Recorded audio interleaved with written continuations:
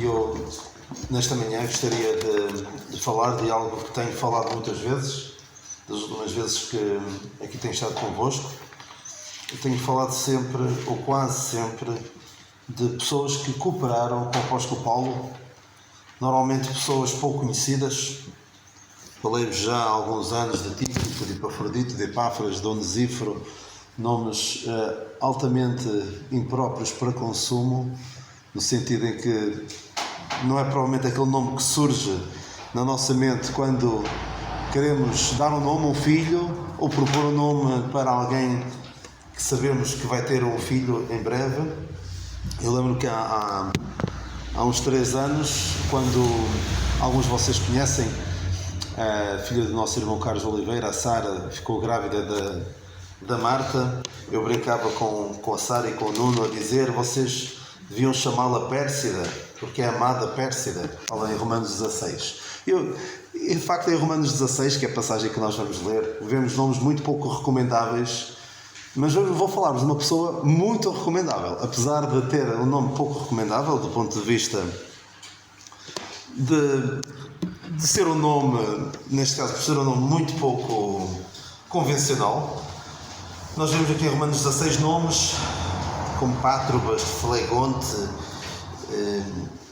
Estaques e tantos outros que não são provavelmente aqueles nomes que nos surgem à mente, até quando falamos de cooperadores de Paulo. Se nos pedissem para fazermos uma lista de personagens bíblicas, provavelmente estes nomes que eu vos falei até agora não nos ocorreriam. Claro que a mim eram logo os primeiros, eu vou logo aos nomes mais esquisitos que me lembro, se me pedissem nomes de personagens bíblicas. Mas esta lista de Romanos 16, eu costumo chamar isto a lista de oração de Paulo. E reparem como Paulo cita aqui por nome dezenas de pessoas. Literalmente dezenas de pessoas. Alguns só citam o nome. Aquela Pérsida de que vos falei, ele diz que é amada e que trabalhou muito no Senhor. Em relação a alguns, ele tece um comentário um pouco mais longo. Em relação a outros, só diz o nome. Mas saúdou-os e lembrava-se deles. Às vezes é muito lindo dizer: eu oro muito pelos irmãos, só que se calhar nem os conhece, nem sabe o nome de alguns e diz que ora por eles. Portanto, Paulo não só orava, como ele sabia o nome de cada um deles. Temos nomes de homens, nomes de mulheres, e até temos o nome de um homem, que eu creio que é um homem, mas que alguns pensam que é mulher, que é Júnia. Fala aqui em Romanos 16:7, fala de Júnia. Eu penso que seria Júnias, um homem, mas que alguns dizem que é mulher, e depois dizem que ela era apóstola, e por aí fora. Usam estas dificuldades na tradução para fundamentar doutrinas que são contrárias à palavra de Deus. E hoje, ao contrário do que tenho feito na maior parte das vezes, vou falar de uma mulher. Estamos aqui numa plateia maioritariamente feminina, até trouxe um reforço para serem mais mulheres ainda, e eu vou-vos falar de uma mulher que, tendo um nome pouco recomendável, tinha uma atitude bastante recomendável, tanto que Paulo recomenda. Então vamos ler Romanos 16 a partir do versículo 1. Recomendo-vos, pois, Febe, nossa irmã, a qual serve na igreja que está em Cencreia, para que recebais no Senhor, como convém aos santos, e ajudeis em qualquer coisa que vós necessitar, porque tem hospedado a muitos, como também a mim mesmo. Febe é um nome de origem grega. Certamente, como muitos dos cooperadores de Paulo, vem de uma família pagã, porque Febe é o nome de uma titânide. Titânide é o feminino de Titã. Titã é aqueles semideuses da mitologia grega. Febe era uma titânide, e também este nome Febe também está associado a Febos, que é outro nome de Apolo. Agora sim, é o nome que vocês conhecem, Apolo, que é o deus grego da luz. E de facto o nome Febe significa brilhante ou resplandecente. Certamente os seus pais, como em relação a muitos outros, tinham uma expectativa em relação à sua filha, de que seria uma pessoa devota a estes deuses. Mas Deus trocou-lhe as voltas a estes pais, e de facto esta mulher acabou por fazer justiça ao seu nome. O seu nome significa brilhante e resplandecente. Mas foi só quando Deus a transportou do reino das trevas para o reino do Filho do seu amor. 1 Pedro 2,9. Não, aquele que vos chamou das trevas para a sua maravilhosa luz. É isto, exatamente, é esta passagem. Deus chamou das trevas para a sua maravilhosa luz. Foi preciso isto acontecer para que ela passasse a fazer justiça ao seu nome.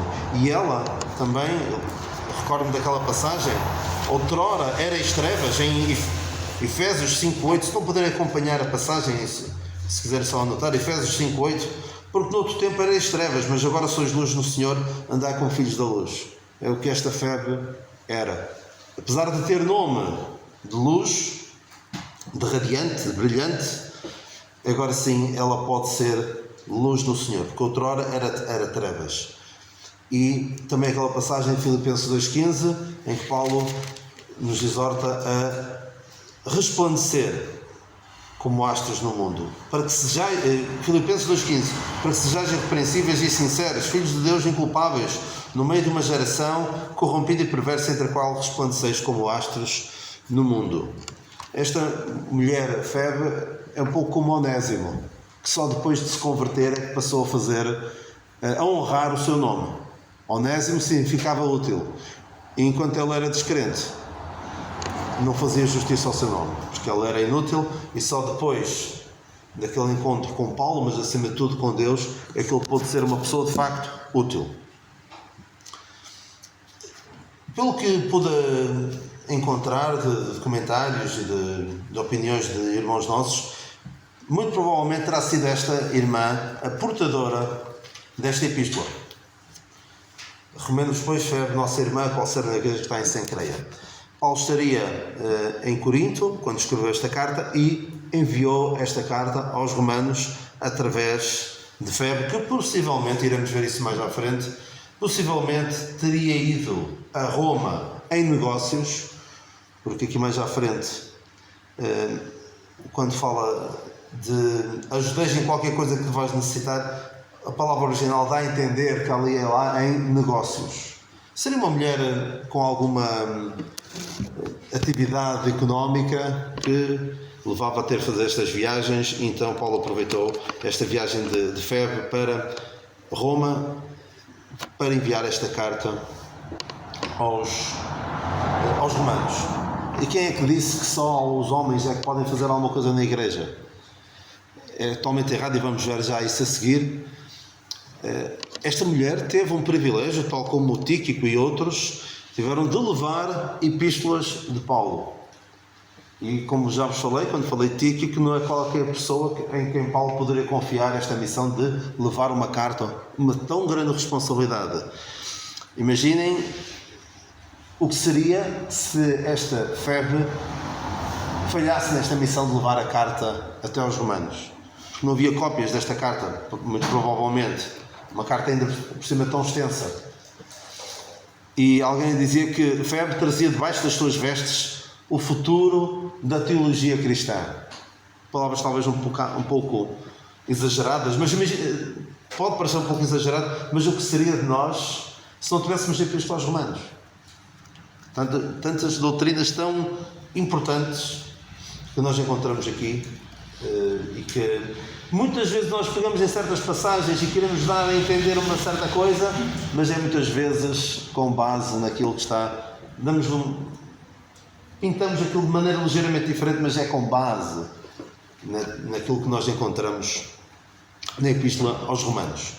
Portanto, foi uma grande responsabilidade, um grande privilégio, e de facto não era qualquer pessoa que Paulo poderia recomendar. E Paulo diz: recomendo-vos, pois, Febe. Paulo também dizia acerca dele, tornando-nos recomendáveis em tudo. Ou seja, Paulo, para recomendar Febe, tinha de a conhecer. Tal como, provavelmente lembram-se quando Paulo encontrou Timóteo e o levou com ele nas suas viagens missionárias, nós vemos que ele não o escolheu só porque engraçou com ele, achou bem parecido, achou com algum porte atlético suficiente para fazer aquelas viagens. Não. Ele, do qual dava um bom testemunho, do qual, Timóteo, Atos 16:2, do qual davam bom testemunho os irmãos que estavam em Listra e em Icónio, apesar de ele ser de Derbe, Listra, não sei. Ou seja, em vários sítios ele era conhecido como alguém recomendável. E de facto, Paulo podia recomendar Febe porque já a conhecia. E isto é algo que é muito importante. Nós, para podermos ser recomendáveis, é preciso que as pessoas nos conheçam. E infelizmente, ao longo das décadas que tenho de crente, tenho percebido que há pessoas que eu conheço, mas que não as conheço verdadeiramente. Eu nem sei o que é que elas pensam sobre muitas coisas. Não sei se eu posso até contar com esta pessoa para alguma coisa. Mas Paulo sabia, conhecia Febe. Febe dava-se a conhecer as coisas boas e se calhar também as suas fragilidades, os seus defeitos, mas dava-se a conhecer, e desta forma Paulo sabia que podia contar com ela ao ponto de lhe confiar esta missão tão importante quanto a de levar uma carta. Então a questão é, será que alguém nos pode recomendar? Será que alguém pode, desculpem a expressão, atravessar-se por nós? Ou seja, olha, ele vai da minha parte, podes contar. E certamente já passámos por situações em que alguém diz, olha, recomendar, sei lá, um mecânico, ou um médico, ou qualquer coisa, que nós até dizemos, olha, podes ir, confia. E depois a pessoa até fica mal, até ficamos mal porque recomendámos alguém a uma certa pessoa e depois essa pessoa deixou-nos mal. É complicado. Eu recordo-me quando, no meu percurso profissional, cheguei a dar aulas a cursos profissionais. E os cursos profissionais tinham uma componente que era de um estágio. Os alunos tinham que fazer um estágio, fazer parte do... Era como uma disciplina.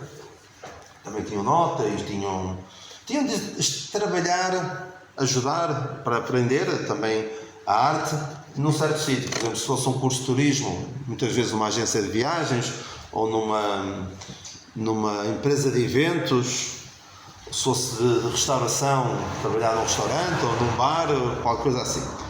E às vezes havia pessoas, havia alunos que nós, em reunião de equipa educativa, ponderávamos seriamente, nós vamos mandar mesmo esta pessoa para estágio. Ou seja, vamos pô-lo a estagiar num sítio para depois nos deixar mal vista a nossa escola. E depois no futuro nós até queremos arranjar estágios para futuros alunos.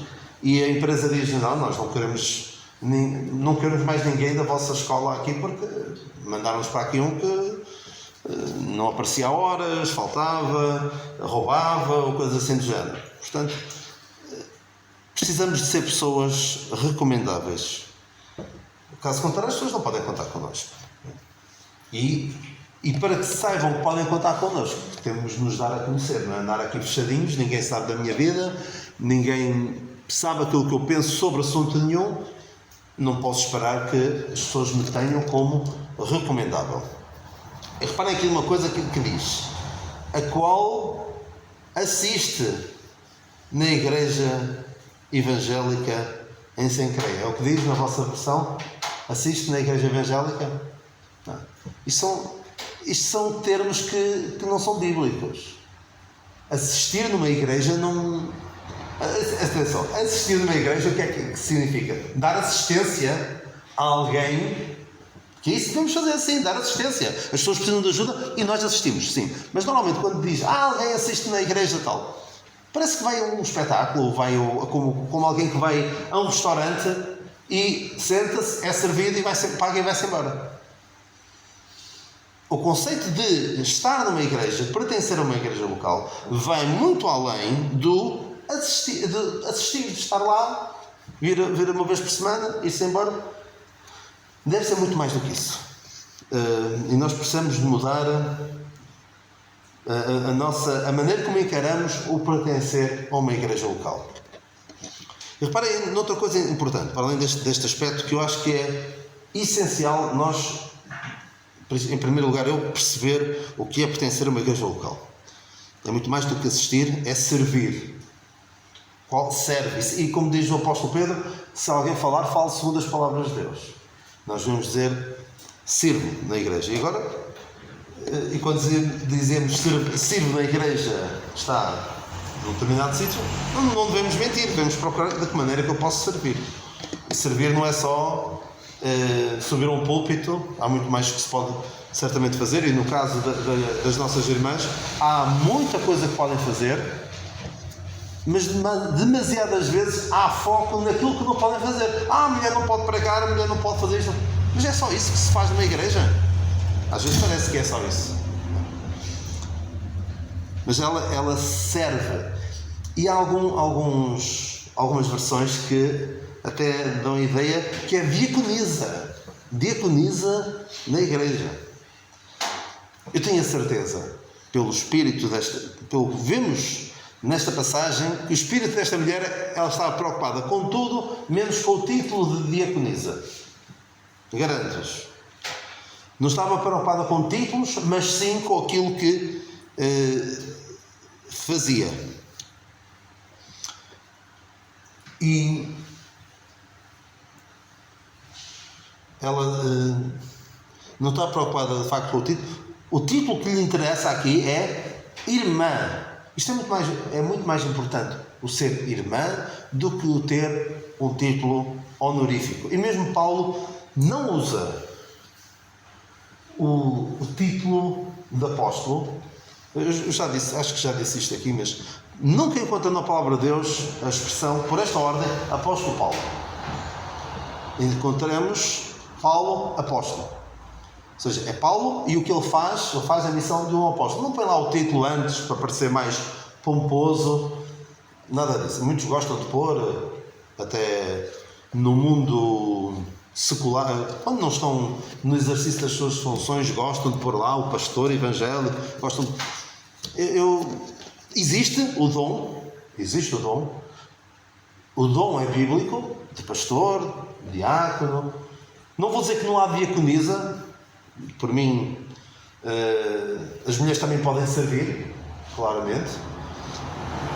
Mas o título não creio que seja bíblico. O cargo sim, a função sim, mas ostentar aquilo como um título, não vejo necessidade sequer de tal. Será que Paulo, ao escrever, poderia escrever o seguinte: recomendo-vos, pois, a apóstola Febe, a qual lidera o santuário de libertação espiritual que está no céu. Por vezes há nomes pomposos que se usam até para as próprias igrejas. Ele não recomendaria tal mulher.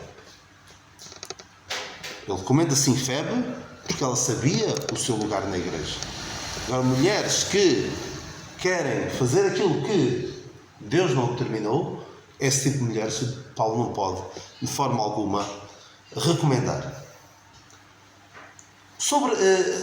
Eu já toquei levemente nisso, ela serve na igreja que está em. Eu costumo dizer que a minha denominação, a denominação à qual eu pertenço, a denominação chama-se, não é Irmãos, não é Batista, não é... A denominação é que está em. Que está em. Porque é o bíblico. Por vezes Paulo diz, a igreja de Deus que está em. Mas o termo bíblico é a igreja que está num determinado sítio. Não há cá rótulos. Os rótulos não são criados por Deus, os rótulos são criados pelo homem. Claro que por vezes nós precisamos, eu sou sensível a isso, precisamos de nos demarcar do erro. E eu creio que em tempos a igreja dos irmãos, talvez o irmão Pires saiba isso melhor do que eu, sabe melhor do que eu, sabe de certeza, mas talvez até saiba um pouco a história, que nem sequer inicialmente nem se chamavam irmãos, eram chamados pelos outros de irmãos, porque se tratavam uns aos outros por irmãos, e depois o nome pegou e ficou a denominação das igrejas dos irmãos. Mas, na verdade, Deus não criou um corpo dividido, não criou, olha, são aqui os presbiterianos, os batistas, os pentecostais, os irmãos. Deus não criou o corpo assim. E é triste que o homem faça, como a palavra de Deus diz, Deus criou o homem perfeito, não o mundo perfeito, mas o homem busca muitas invenções, são invenções do homem. Paulo diz a seguir, depois de dizer que ela serve sem creia, e provavelmente, se ela fosse como eu, mas como ela não era como eu, era uma mulher com o coração no sítio certo e com uma atitude correta, eu diria ao ler isto, ai Paulo, obrigado por não teres dito a igreja que está em Corinto. Sem creia era uma das células, provavelmente, da igreja em Corinto, uma de várias, porque sem creia fica perto de Corinto. Eu diria, obrigado por não dizeres que eu sou da igreja em Corinto, porque a igreja em Corinto era uma igreja super complicada. Mas é só um pormenor. Recebais, para que recebais no Senhor, como convém aos santos. Recordo-me daquela passagem que lemos que os apóstolos deram as destras em comunhão. Receberam-nos mesmo, olha, vocês são dos nossos. E Paulo diz sobre Febe, recebei-a como se fosse um dos vossos, recebei-a, fazei com que ela se sinta em casa. E porque ela, se não fosse por mais nada, porque ela merece, porque ela fez. Ela recebia as pessoas em casa, nós vemos aqui que hospedou a muitos, e é importante nós fazermos isto, recebermos as pessoas e fazer com que elas se sintam mesmo integradas, não se sintam, olha, eu estou aqui, eles fazem-me o favor de me até receber em casa, mas eu sinto que não sou daqui. Não deve ser esse o espírito. E sabe uma coisa interessante? Esta palavra recebais no Senhor é a mesma palavra que a palavra de Deus usa. Eu não vou estar vou passar aqui por algumas passagens. É a passagem que nós lemos em Lucas 2, 25. E havia em Jerusalém um homem cujo nome era Simeão, e este homem era justo e temente a Deus, esperando a consolação de Israel, e o Espírito Santo estava sobre ele. Esta palavra, recebais, é a mesma palavra no original, esperando a consolação de Israel. Era a mesma passagem que dizia sobre José de Arimateia, que esperava o reino de Deus. Penso que é assim que diz, 23:51. Esperava o reino de Deus. E é a mesma passagem que diz, aguardando a bem-aventurada esperança e o aparecimento do nosso Senhor Jesus Cristo. Ou seja, eles iam recebê-la com esta mesma atitude de ânsia, como Simeão e Ana e José de Arimateia, e mesmo nós esperavam o Senhor, a vinda do Senhor. Claro que vindas do Senhor diferentes, a vinda de Simeão e Ana esperavam a salvação de Israel, José de Arimateia também esperava o reino de Deus, e nós esperamos a vinda do Senhor. Deve ser esta mesma atitude. Será que nós aguardamos pelos irmãos, queremos receber os irmãos desta forma? Ou é um frete acolher os irmãos? Febe, Paulo também usa esta expressão que usa de recebais, é a mesma palavra que Paulo usa para Epafrodito. Quando Epafrodito teve aquela missão, quase morreu para levar dinheiro ao apóstolo Paulo, ele diz para o receber, Filipenses 2, 29, recebei-o no Senhor com todo o gozo e tendo em honra. Porque é muito importante mesmo, recebê-lo e tendo em honra. E esta fé também merecia isso. Recebei-a e tendo-a em honra. Porquê? Não por ela ser rica, provavelmente até era. Já vamos ver porquê. Se ela for, o facto dela ser rica, vamos recebê-la, que ela depois se calhar até nos dá qualquer coisa em troca, ou podemos até vir a precisar dela. Às vezes também pode haver um pouco uma postura um pouco interesseira. Mas não deve ser assim.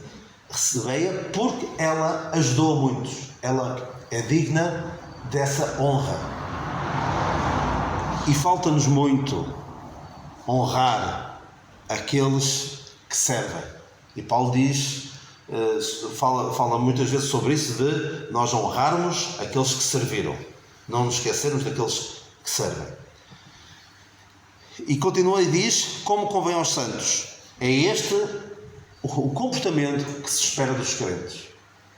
E por vezes nós vemos descrentes a ter uma atitude mais de acolher e de receber e de até hospedar crentes, pessoas, do que provavelmente os crentes. E depois admiramos que as pessoas, os crentes, se sintam mais bem-vindos, mais amados, mais acarinhados pelos do mundo do que pelos crentes, e depois vão-se embora. Não nos admiremos. Porque é este comportamento que se espera dos crentes. E ajudeis, continua, e ajudeis em qualquer coisa que vais necessitar. A ideia aqui, no original dá a ideia de que ela ia em negócios. Ajudar em qualquer negócio que ela precisar. Porque ela provavelmente não conhecia Roma como os romanos, não é? E em Roma ser romano, como diz a expressão. Certamente, numa cidade tão grande como aquela, ela precisaria de alguma orientação para ir para aqui ou para ir para ali, para tratar dos seus negócios. E ele continua e diz, porque tem hospedado a muitos, como a mim também. Como também a mim mesmo. Aqui o hospedar a ideia é de socorrer. Também é ser hospitaleiro. E o apóstolo diz, praticai a hospitalidade, porque muitos sem saber hospedaram anjos, não é? Nós lemos essa passagem. Mas a ideia principal, que também inclui hospitalidade, é de socorrer. Em inglês é succor, ou seja, alguém que, não estou a dizer bem provavelmente, mas alguém que socorre, alguém que ajuda. Pelo que vi também do original, a ideia é um pouco uma patrona, alguém que, até devido ao seu estatuto social e financeiro, ajudou até financeiramente outros. Esta mulher tinha, de facto, capacidade financeira para ajudar outros, mas também tinha o olho, estava atenta às necessidades da obra. Isso é importante, estar atento às necessidades da obra. Porque por vezes há pessoas que não se queixam, que não dizem nada, que até por um certo orgulho ou vergonha não admitem as necessidades que têm. Mas esta mulher estava atenta às necessidades. Isto é um dom. O dom dos socorros, os socorros é um dom. Em 1 Coríntios 12, 28, Paulo fala lá de muitos dons. E as pessoas querem logo aqueles primeiros, não é? Querem, na igreja, primeiramente apóstolos, profetas, doutores, milagres. Quem é que não quer este? Depois dons de curar, socorros, governos e variedades de línguas. Socorros, socorrer, ir ajudar aqueles que estão em necessidade, ter visão para isso e ter aptidão para o fazer. É importante. Não é só pregar. Pregar, não vou dizer que é fácil, mas é mais vistoso. E parece que estes é que são os servos do Senhor. Esta mulher servia, socorrendo aqueles que precisavam de ajuda. Ela era um pouco como aquelas pessoas que nós lemos em Lucas 8,13, daquelas mulheres que serviam ao Senhor com as suas fazendas. Ou seja, tinham alguns bens e em vez de amealhar para depois deixar para quem? Para os filhos, por vezes para os filhos, ou guardar tudo e não beneficiar ninguém com aquilo. Esta mulher percebia, aquilo que eu tenho não é meu, é para dar, é para servir a obra. E falta-nos, mas falta-me também esta visão que tinha fé de que aquilo que tem não é para me servir, mas para servir os outros. Nós precisamos desta mentalidade de fé, uma mulher que servia, não estava preocupada em tenho um estatuto social, eu tenho que ter aqui uma posição de destaque na igreja.